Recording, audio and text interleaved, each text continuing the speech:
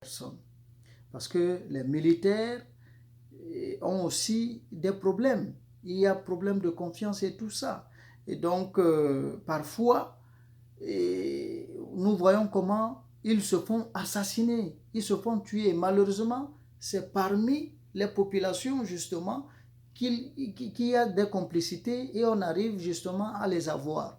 Donc, il va falloir que nous fassions vraiment preuve de responsabilité pour éviter que d'autres problèmes viennent se greffer à ceux-là que nous avons déjà. Mais ce qui est possible de lutter contre, comme par exemple ces histoires de transactions commerciales, bon, je crois que ça, c'est relativement beaucoup plus simple. Certainement que l'autorité togolaise va faire diligence pour trouver très rapidement une solution à cela, parce que ça, c'est un phénomène qui existait déjà bien avant même le terrorisme. Mais comme le terrorisme est arrivé, apparemment ça s'est aggravé et effectivement,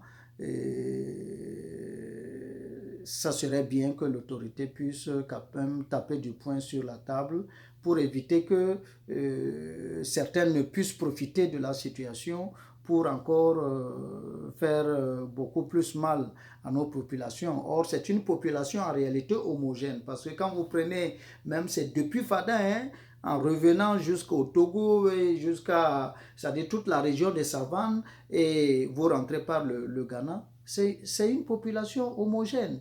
Donc, c'est des frères, c'est des sœurs, parce qu'il n'y a pas, vous n'allez pas trouver une seule famille du côté du Togo qui n'a pas de relation du côté du Burkina. Vous ne trouverez pas de famille au niveau du Burkina qui n'est pas en relation avec une famille au niveau du Togo.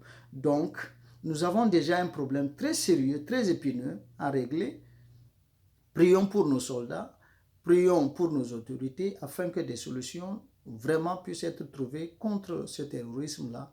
Mais avançons aussi, prenons nos responsabilités au niveau des autorités pour que les quelques éléments perturbateurs qui veulent créer donc ces soucis-là, qu'on puisse très rapidement éteindre cela, qu'on puisse vraiment clarifier la situation pour qu'au niveau des frontières, on laisse vraiment les populations passer avec leurs produits. Franchement, quand il n'y a pas de problème, il ne faut pas en créer, quoi. Donc, c'était l'essentiel de mon message. Et que Dieu bénisse vraiment nos pays, que Dieu bénisse nos autorités, que Dieu renforce les liens qui existent entre le Togo et le Burkina et que vraiment la paix revienne dans nos pays. Je vous remercie.